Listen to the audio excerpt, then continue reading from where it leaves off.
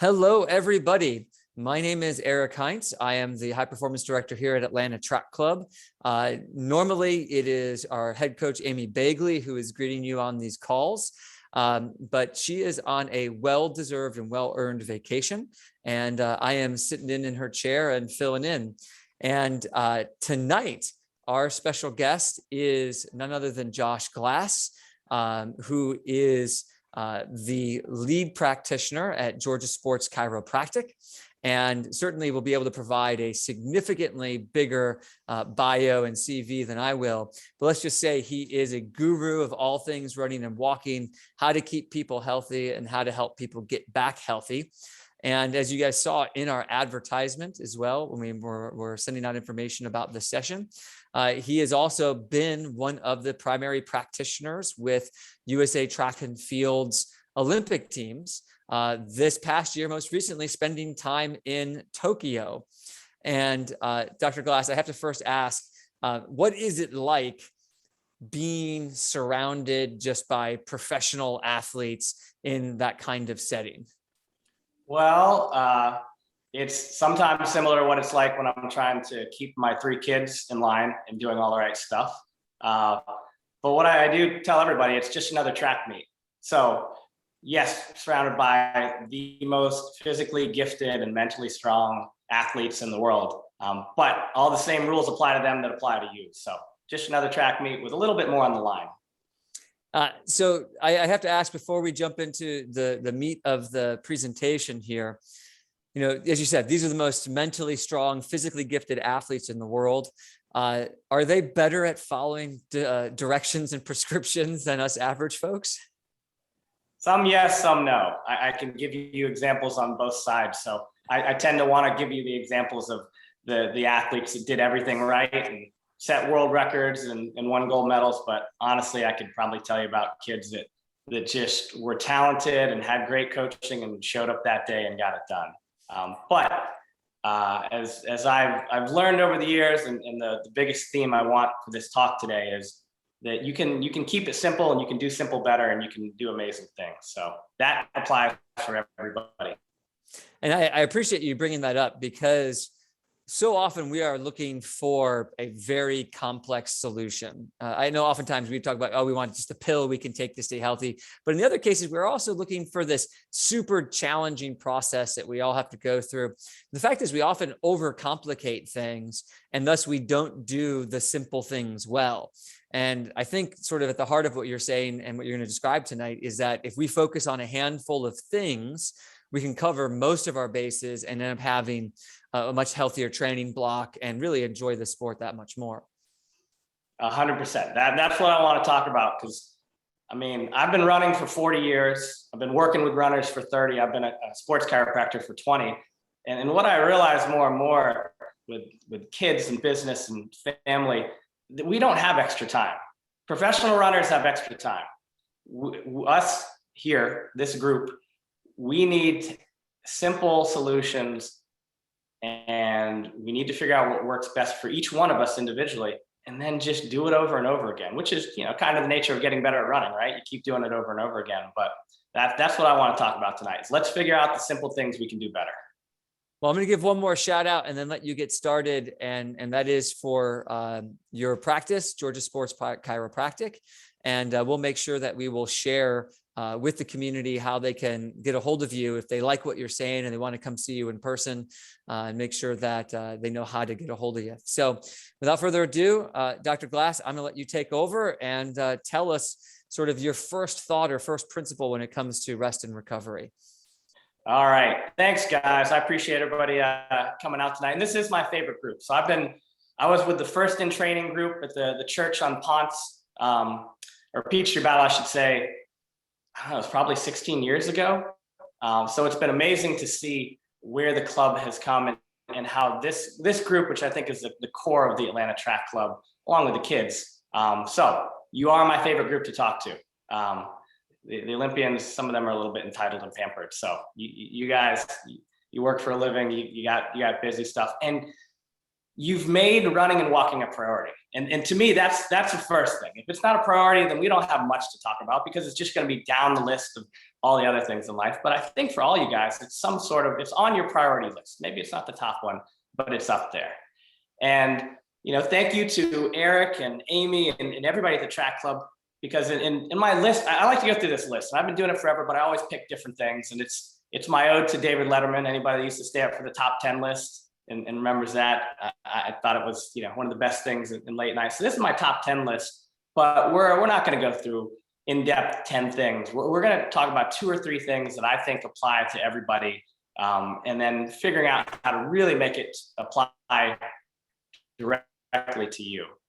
But the first thing on the list when running is a priority is you need to have a training plan. And so that, again, is thanks to the track club for giving you coaches and run leads, and they give you a plan and a program to follow. Because if you don't have a plan, it's not going to work. So when we talk about a running plan, the first thing that comes to mind, and I've coached, so I'm guilty of it as well. The first thing I think about is, all right, what's my mileage? Okay, great.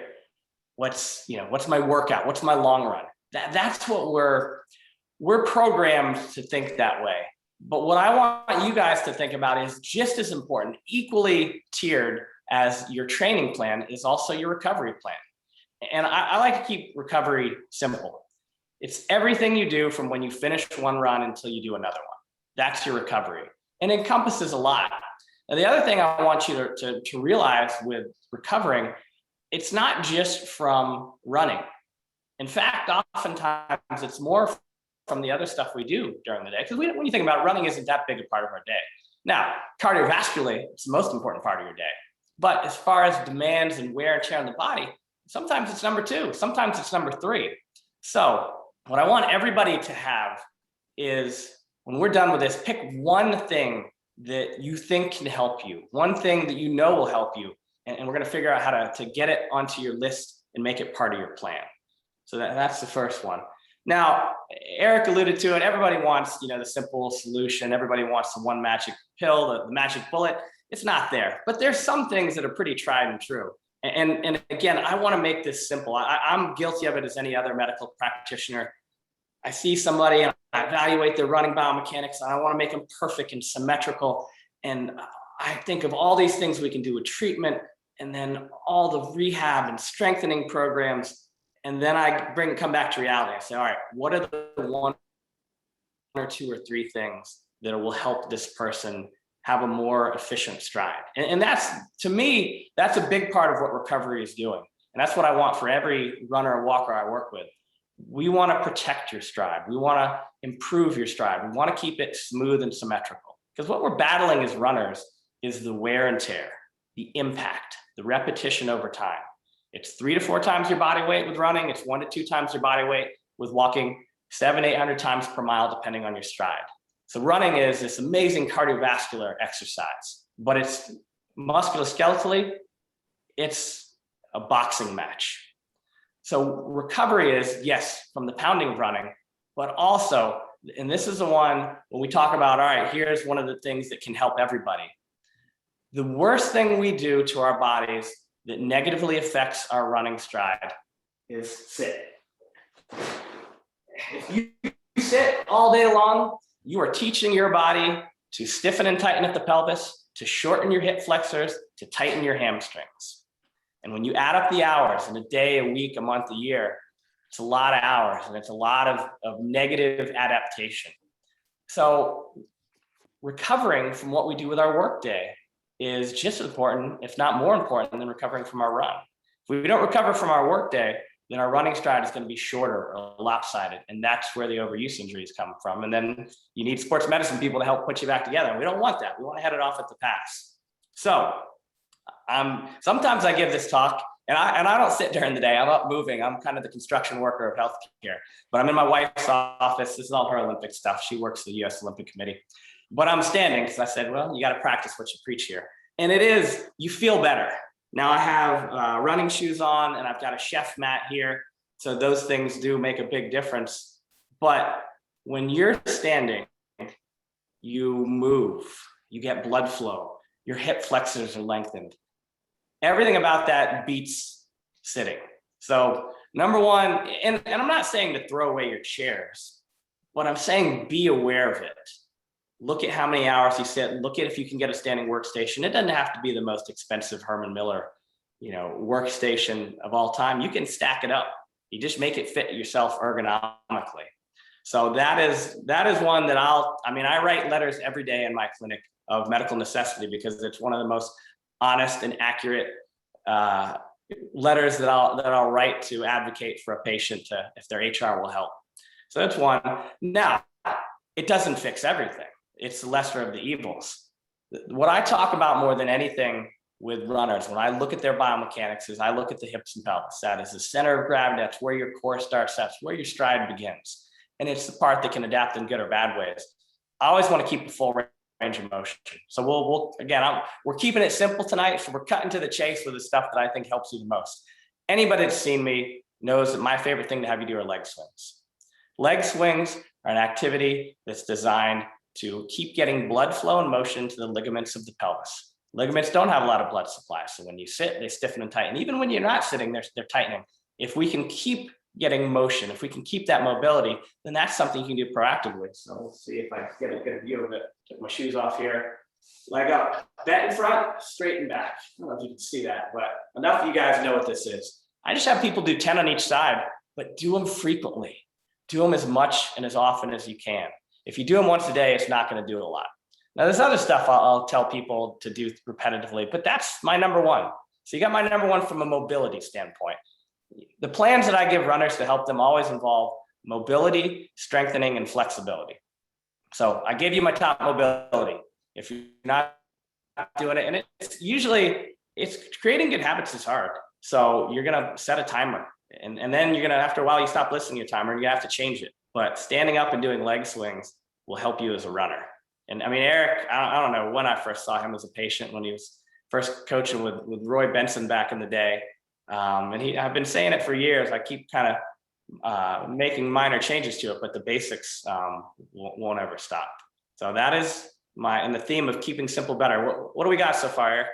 So Josh, I got me standing up right now, which I'm feeling a little bit guilty, but I am agreeing with you on this. I feel better already. But a question on leg swings, because we couldn't see you execute it exactly.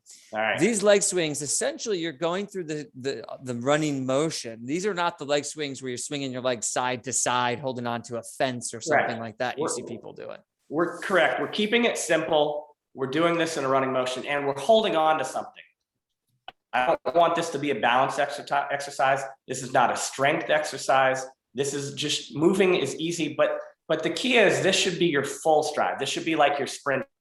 So you bring your knee up just to parallel with the ground. And as you come back, you tighten your quad and then your butt brings your leg back. The goal of this is to get the leg straight back as far as it will go without rocking or moving the torso. And to practice it, you can just do it with your leg hanging straight and come back. And then you can add the knee coming up forward. But it's smooth, it's easy, it's relaxed. And when people come back like, oh my gosh, I'm so sore from doing your exercise. I'm like, we're doing it wrong because this is not a workout. This is smooth and easy because I don't have a shortcut for ligaments. They're some of the most stubborn of the connective tissues in the human body. They connect bone to bone, they create joints, they allow motion because again, the other two things I always talk about are flexibility and strength, but we look at the human body and how we move. Muscles contract to move joints. If joints have stiffened and are not moving, you can have the strongest and most flexible muscle, but your mechanics are still going to be off. So this is the one where you really you need more repetition over time. So I'll be talking about it when I'm 95 to people to do their leg swings. I love it. And I love the idea of setting an alarm because too often we do just sit down and it'd be 2 or 3 hours and we didn't even notice that we haven't moved yet. So in the same way, a lot of people think about, 15 minutes, I'm going to take a sip of water. You can do the same thing with leg swings and make sure that you're keeping that range of motion open, keeping that blood flowing and keeping that body nice and loose. So I love it. Thank you. You got it. That's my number one. And again, I want to boil this down to simple stuff. You can get complicated stuff from plenty of other locations. I ask this of every middle school and high school athlete I treat and college. You guys are going to get it right away, but I say, all right, what's the one thing that you can do, that you control, that helps your recovery the most? You guys are already saying it, I know. But saying it and doing it are two different things. Sleep is the number one thing by far. If we pick what you can do that's going to help you get faster, not get hurt, feel better on your runs, the one variable you can control, that's sleep. So again, it's how much time do you have with everything else? At the very least, what I encourage everyone to do is to track your sleep. And you don't need the most expensive monitor. You can see what time you go to sleep and what time you get up. Just write it down. Keep track of it. Put it in your running log. So I'm a big fan of running logs, and I think about how much they've progressed since I started running. We just used a spiral notebook, or Runner's World had this awesome log, but now it's all online. Whatever you use to keep track of your training, put some of your recovery tools in there. And number one would be, how many hours do you sleep? I can guarantee you that when your hours of sleep are going down, that's when your runs aren't going to be as good. There was an interesting study that I looked at a while back from the Sleep Institute, and it said that the equivalent of having 1 week of less than 6 hours of sleep a night was what it felt like to your body to have 24 hours of no sleep. 2 weeks of consecutive nights of less than 6 hours of sleep was like having 48 hours of no sleep. Think about how you might feel after not sleeping for 48 hours. Now, there is no magic number. Please don't ask me, because I don't have it, of how many hours you should sleep each night. You want better quantity and better quality of sleep. That's what you want. It's keep it simple. Don't put a unachievable number out there. Simply try to go to sleep earlier if you can, and make sure your sleep environment is good. Make sure it's a cooler temperature. Make sure there's not light. Try not to look at computer screens for too many hours before you go to sleep. It's basic information that's out there, but I want you to put it up there on your priority list, because I promise you, even if you get to sleep 10 hours or 10 minutes early every night, think how much that would add up over a month for those 10 minutes every night. So it's another one in keeping it simple that I see pay off. And I will say with the Olympic athletes, I've seen so much correlation with the good sleepers and big time performances. And with the USOPC now, we have neurophysiologists and sleep studies and all kinds of money. I work with the Atlanta Hawks, and there are different monitors for their sleep and recovery. But you don't need all the technology. You need to keep it simple, keep track of it in some way, and put it on your priority list. I mean, if you guys just did leg swings a lot and slept more, I'm done. I'm happy. There's lots of other things we can talk about in my top 10 list, but it's what are you going to do consistently? What are you going to do better? So those are two good ones. And I have to just say that that is absolutely correct. The sleep thing is huge. And one of the things that people don't often realize is that, if you sleep a half an hour more, they might say it's a half an hour. I might not be able to work or might not be able to do other things. But if you're getting better quality sleep, you are more efficient with your day. You can get more done. You can think more clearly. Your hormones are more balanced. Your stress levels are lower. Your cortisol drops down. It's easier to lose weight. I mean, the whole list of cascading consequences from better sleep is enormous. And the best way to think about it is just more and better. That's the answer, as you said, because there are some people who need 9. There's some people who need 7. So the answer for everyone is just a little bit more if you can pull it off. And it's, I go through this list and I add things and I take things off. It's not really about the list. It's about what do you have the time and the bandwidth to add to your commitment to running. That's what we're searching for here. I mean, yes, I like runners to stretch. There's 2 ways to run faster. There's take more strides. That takes more energy. There's take longer strides. And your stride length is more determined by your flexibility than anything else. So if you just commit to doing a little bit more for your hamstrings after running and at night, just a little bit more flexible in your hamstrings, your stride's going to be longer. You're going to go faster without using more energy. Working on core strength. It's funny, when I started doing this lecture, I said core strength. I mean, heck, I probably barely knew what it was. I knew the anatomy, but we've just come to understand that your core is your protection. Your core are the muscles deep to your abdominals, so they're not your 6-pack or your 4-pack, your 2-pack, whatever you have. They're deep muscles that hold your pelvis and spine in place when your arms and legs move. That's what running is, right? Opposite arm, opposite leg. The more you twist and tilt and move, especially as you get tired on harder runs and longer runs, the more injuries you're going to get, the more it throws off your stride. So just doing planks is great. Now, I do think that planks are kind of like what I call JV. They're fine. They are using those deep muscles, but that's not how you use them as a runner. As a runner, you're using opposite arm and opposite leg.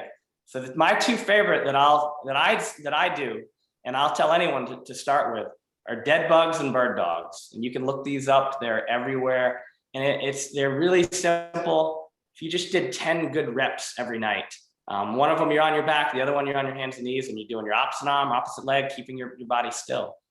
You don't need 40 core exercises. You don't even need 4. You need to start with 1 and do it really, really well. As it gets harder, you can make the reps longer, and you can get more complicated. I mean, balance is something that's really important to runners. It's important to everybody, actually. That doing a little bit there can help along with your core. Stand on one foot when you're brushing your teeth at night. Stand on the other foot. See which one you can stand longer. You'll be improving dental hygiene because you probably brush a little bit longer. But if you do this on a repetitive basis, you'll get better, and I guarantee that helps your running form. But we're doing something simple that doesn't take extra time. I mean, that's what we're looking for here, the low-hanging fruit. What are little, and you can add more as you go, but you start with what's the one, all right, I'm gonna do this, I'm gonna do it every day, I'm gonna get good at it, it's gonna be a habit. Once it's like breathing, we can move on to something else. I mean, it's great with a club that you have the dynamic warm-up, you have the big, before you go, you have your big 5 stretches. Yeah, that's a part of your routine now. Keep that going. But what else do we add into the recovery routine? We've reached I've rambled on a little bit here. I want to see if we got some questions or some stuff to talk about here.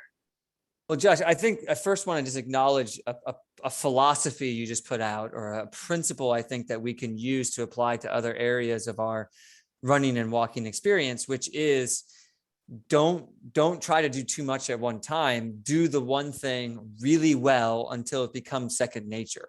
And that is a huge thing, because everyone I speak to, they're looking for what becomes a 45-minute or sometimes an hour-long extra thing they're trying to do. And if we're trying to fit in a training session into our day, we are making sacrifices oftentimes to get running and walking into our day. It's hard to find an hour to get into the weight room and things like that as well.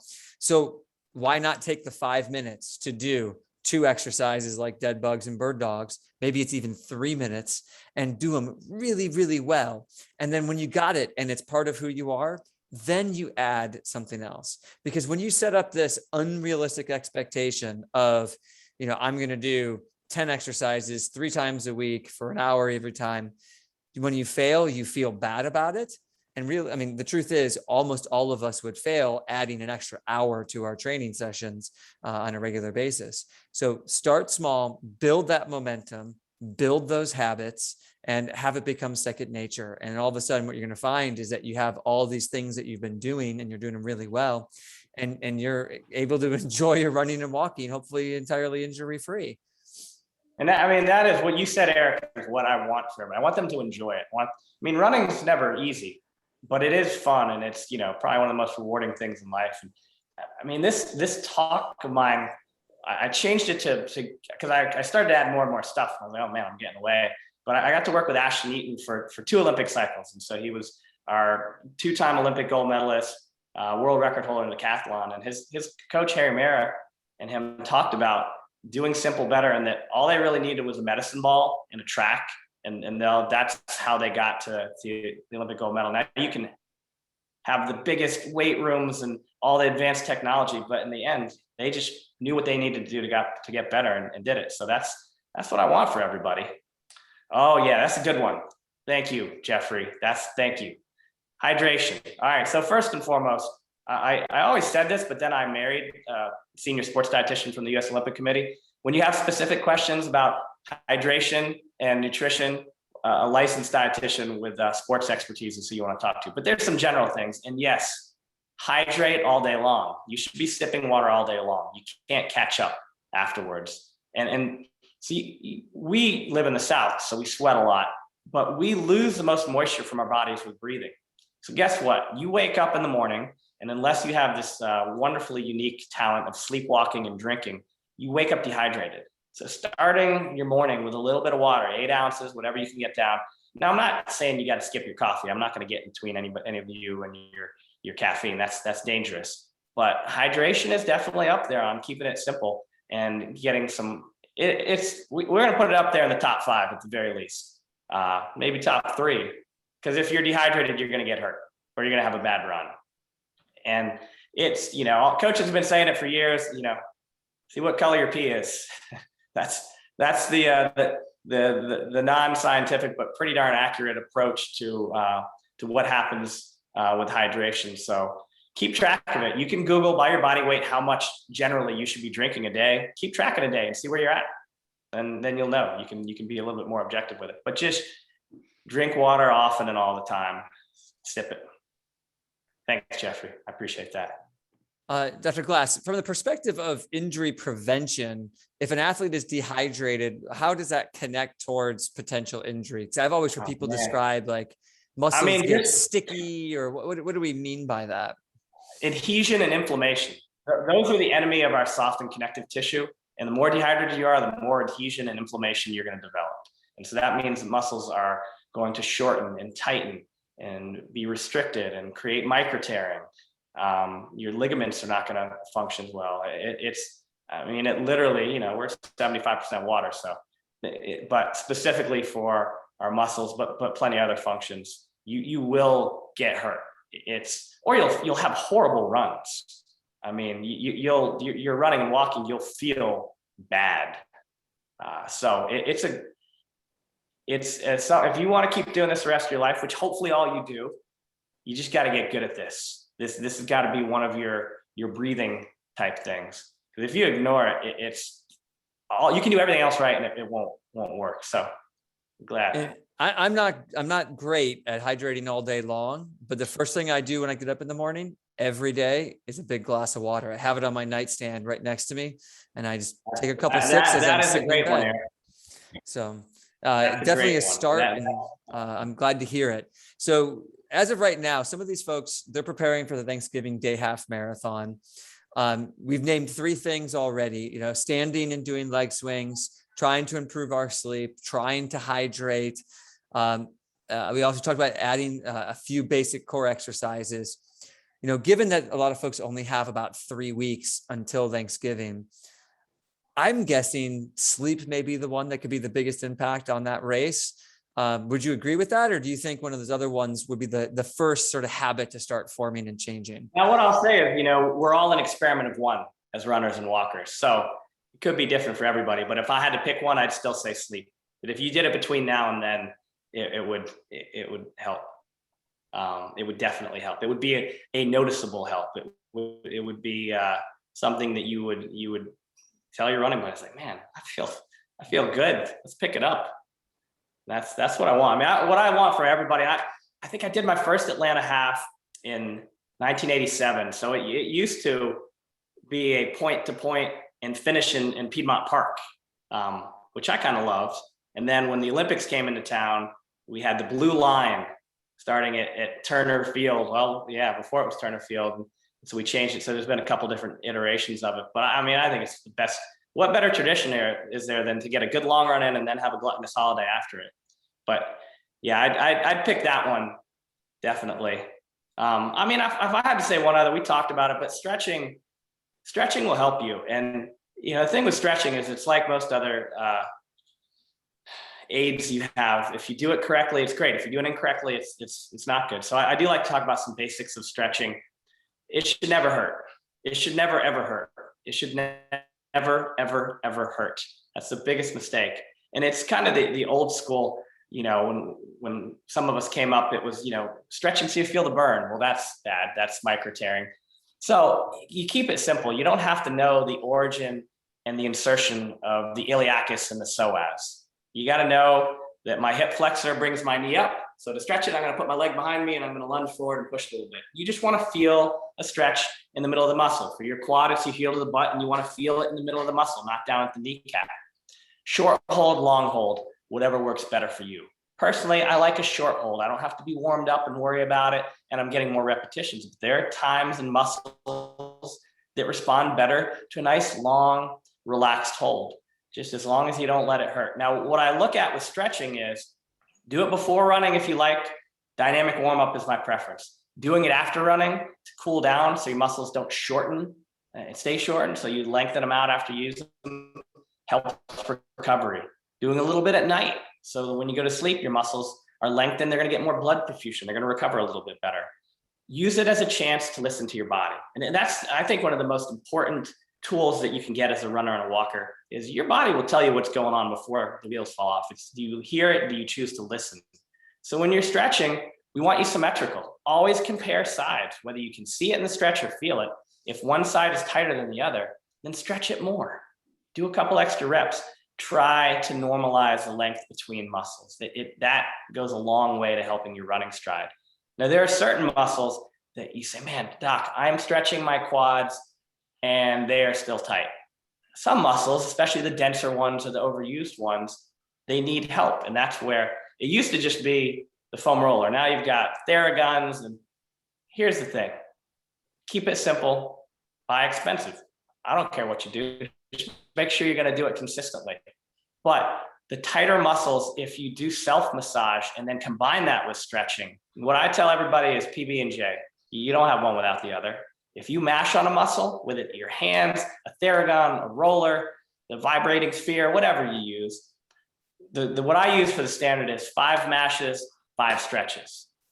Roll 5 times on your quad, stretch it 5 times. The more you run, the tighter you are, the more sets you do of that. It works better, it hurts less. Foam rolling shouldn't be a torture session. You shouldn't be crying at the end of it. But I think that a little bit of extra attention with stretching and then doing some self-massage in conjunction. I mean, what I want everybody to have, I'm telling you, have all these lists. I like to have a stretch list. You have the big 5 right now with the club. When you're at home, you have a little more time. Your stretch list should be your own stretch list. You should always start with your trouble spot. And you know what your trouble spot is. I don't need to tell you. You don't need an hour history with a physician. Mine's my calves. That's where I've had more injuries in my running career than anywhere else. So you better believe my stretch list and the stretches I do extra of during the day are always my calves. Either a standing wall stretch or seated with a rope. I know what I need to do. I just work it in a little bit more, because as you increase your mileage, that's where you're having more footsteps and you're more likely to have an issue. So let's not wait for that issue to arise. Let's spend some extra attention helping those muscles recover. So what I just love is actually how some of these kind of build on each other. And, as we were talking about, how do we get more sleep? Part of it is putting your phone away, putting your screens away. If you make it a routine, before bed to say, I'm going to give myself 10 minutes. And that's 10 minutes where your phone is in the other room, 10 minutes where you do some of your self-massage, or you roll out and you go through your trouble spots with your stretches. All of a sudden, maybe you throw in your one exercise of either dead bugs or bird dogs or both. And all of a sudden, it's a little bit easier to go to sleep because you haven't had that, that stimulus from your screen. You're feeling more in touch and more grounded. I think that is the kind of routine that one can establish that doesn't really impose on the rest of life. I always tell athletes, really nothing of value happens after 9 o'clock. Like we are watching TV or playing video games or scrolling on Instagram. So give yourself back 10 or 15 minutes of that and take care of your body. And it's going to pay huge dividends that next day on your run or walk. And then over time in keeping you healthy and allowing you to engage in this activity long-term. Definitely. And the way I like to look at this is kind of what you talked about here. Don't look at this as a chore, as an extra, oh my gosh, one more thing. This is your 5 or 10 minutes of a reward of self-help, of you,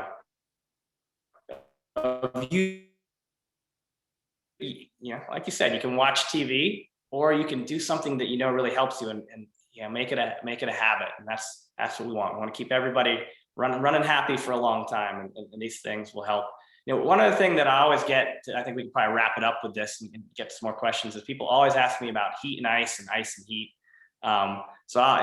You can go down a dark, deep hole of scientific research on this. So I'm just going to tell you my experience as a sports physician and working with runners over the years. They each have their purpose. Heat feels good. I mean, if you've been in my office, I use it as part of the treatment because it does relax muscles.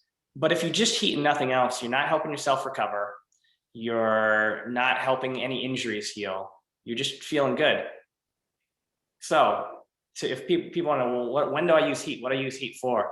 If it hurts, where heat is not high on our list. If you're tight, if you're stiff, heating up your body, whether it's a hot pack, a hot shower, or hot tub or bath, I think is what I'd say is the best.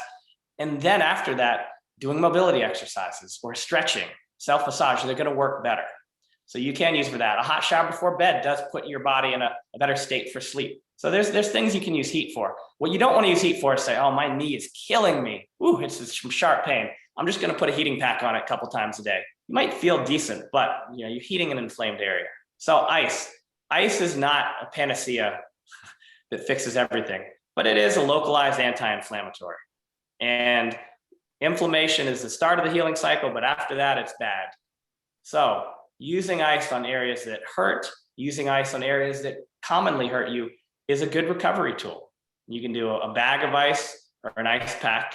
You can't ice too often, you can ice too long. 20 minutes is great.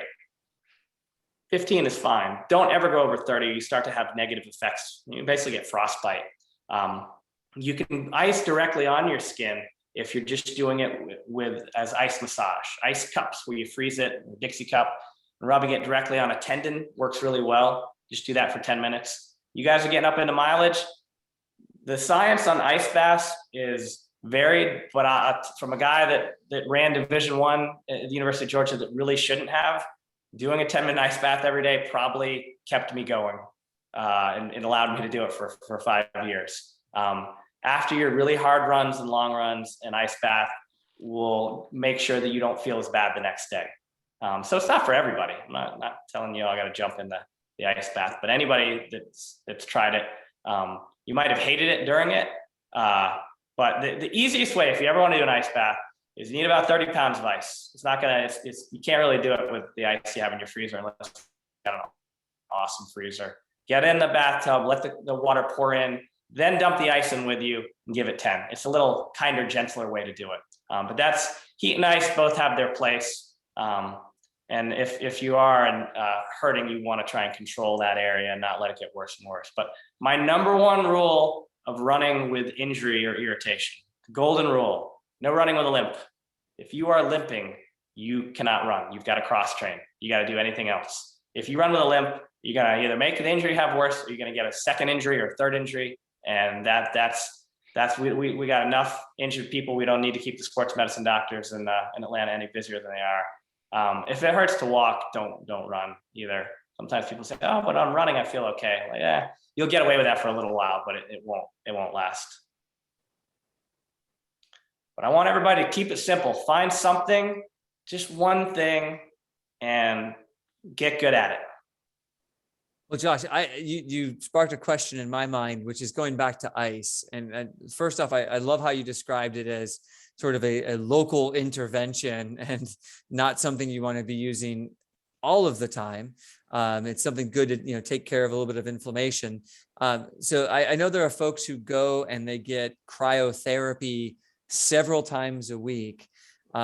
If cold is something that they like, is that necessarily better just because it's bigger and more, or is that just another way of doing the same thing? It's another way of doing the same thing. It's convenient. Hey, if money is of no object to you or time, then I would do it. You get your whole body. You've done it a couple minutes. But for your legs as a runner, you're going to get the same thing with a home ice bath as you do from cryo. You will. There's nobody's going to prove to me that there's that much of a discernible or measurable difference. But it just goes to the individual person. But I wouldn't tell people like, oh, you better save your money and that's where you put it.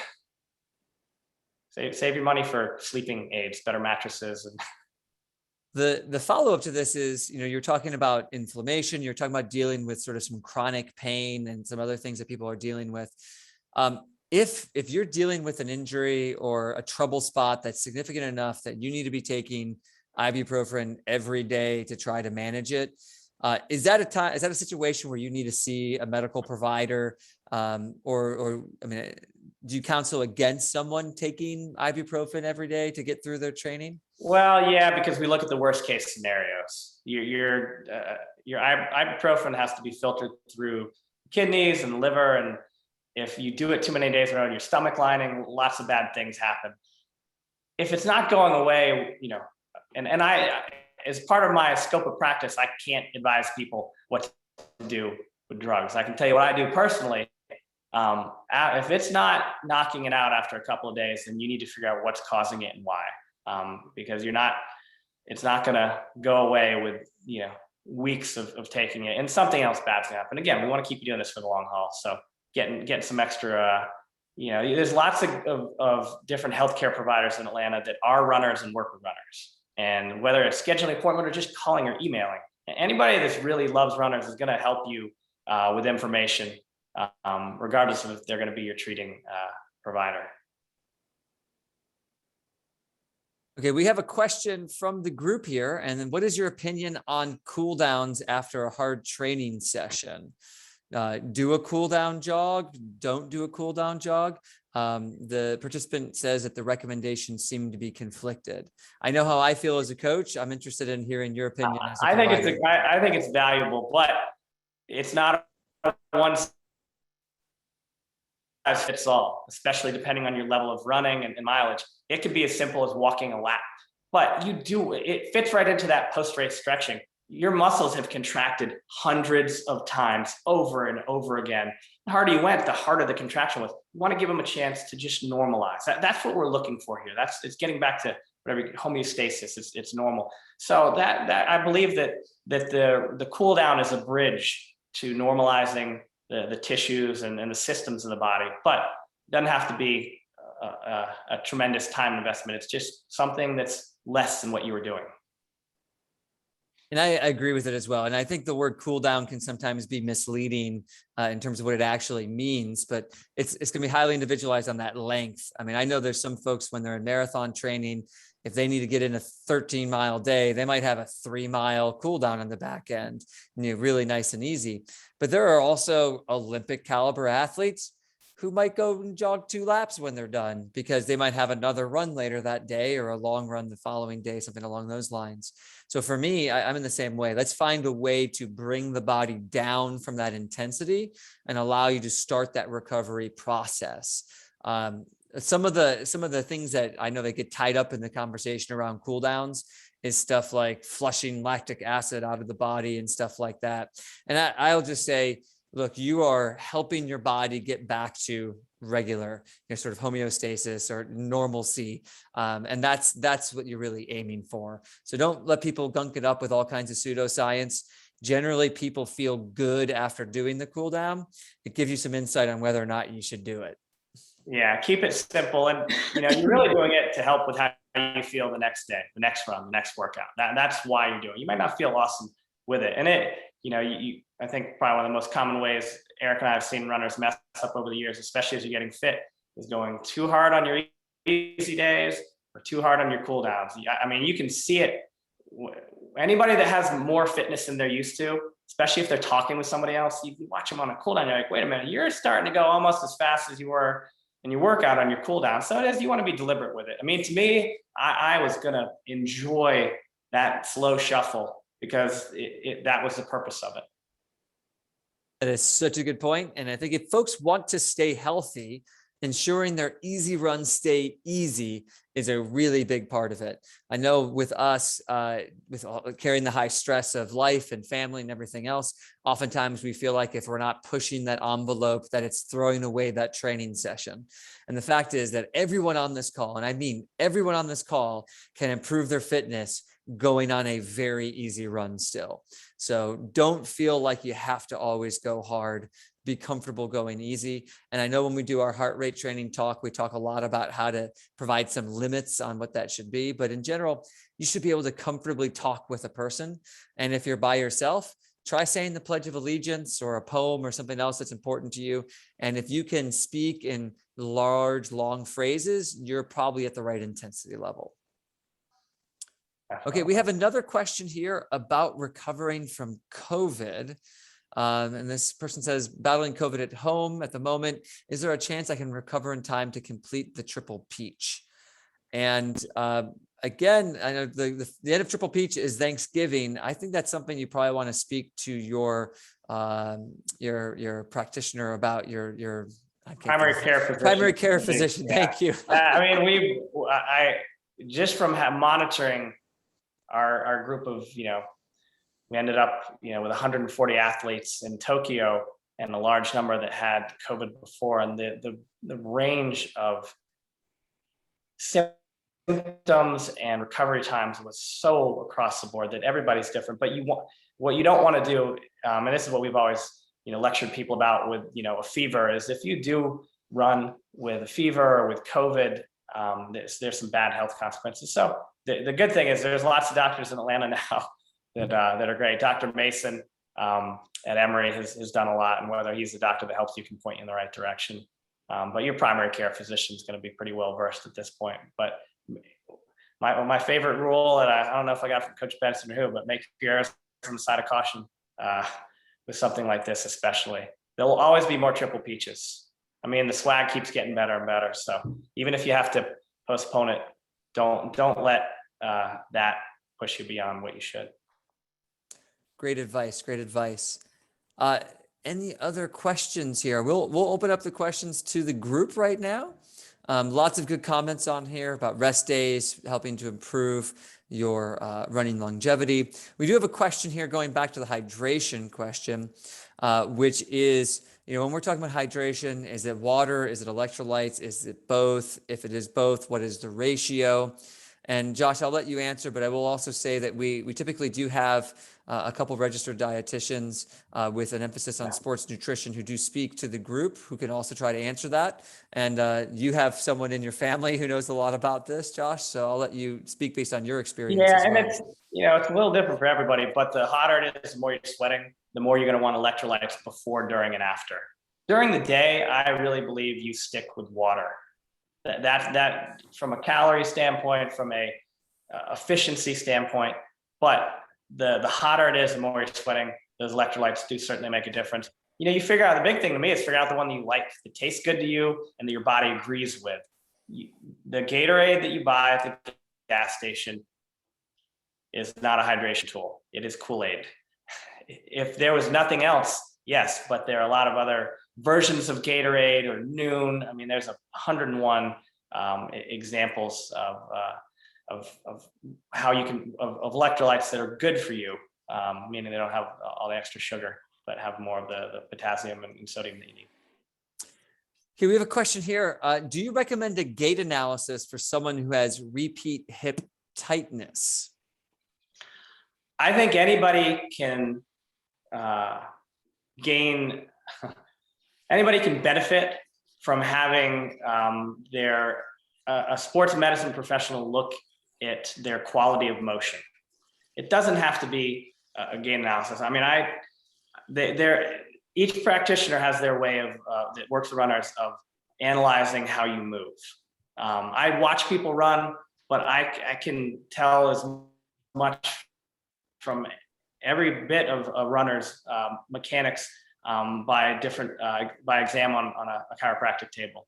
So I think finding a sports medicine professional that really understands runners, doesn't matter if it's chiropractor, PT, massage, that they're going to help you. I think people make running form analysis a little bit more of a bells and whistles than it needs to be.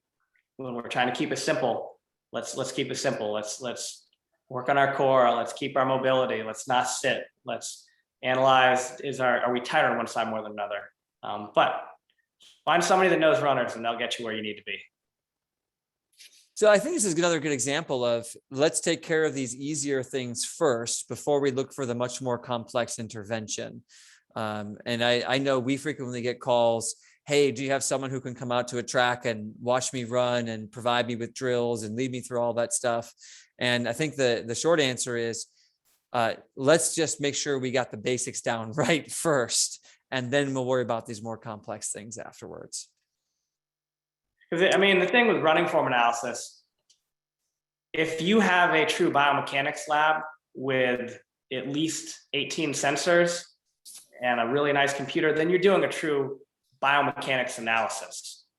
If you don't have that, if you're using an iPad or a phone, you're getting information, but you don't need the bells and whistles. You need to look at your quality of motion and your symmetry. So a lot of ways to do that. Yeah, and for pretty much everyone on this call, if we can ensure that we got better symmetry, and if we ensure that we are training in a smart, progressive way, we're all going to probably deal with our own natural biomechanics in our own way. And we probably don't have a ton to worry about at that point. Because if the goal is to improve biomechanics, to improve performance, well, there's a million other things that we could do before that to get better. I think that's what I'm hearing. I know certainly that's sort of what my impression is. Yeah, no, it's control what you can control first and foremost, and then you can go from there. Well, we had a great summary that Bob posted for everybody, which is, the keep it simple list of minimize sitting as much as we can, do our frequent leg swings throughout the day to try to maintain that range of motion, do our core exercises like dead bugs and bird dogs, easy to look up in Google, do some stretching when we can, particularly after a session or before bed, make sure we're hydrating, and water is usually good enough for most of us, and sleep more. And always the answer is more and better quality whenever possible. So I think those are some great principles that we can all operate under, and we can all find ways to do better than we're currently doing. And that's going to pay off when it comes to our training and to our running and walking. So I want to say, first off, thank you very much, Josh, for being here with us. I'm going to have one more call for additional questions. And if not, we'll wish everybody best of luck as they train for the Thanksgiving Day half marathon, the Triple Peach conclusion for a lot of us here. Or if we're just out there running and walking every day, this is some just sage advice to help keep everybody healthy. So do we have anyone else with a question for Josh? Okay, I'm going to go ahead and end the recording. And if other things pop up in the meantime, we'll still be here. And thank you. Thanks a lot, guys. And, like Des Linden said, just keep showing up. Have fun with your running.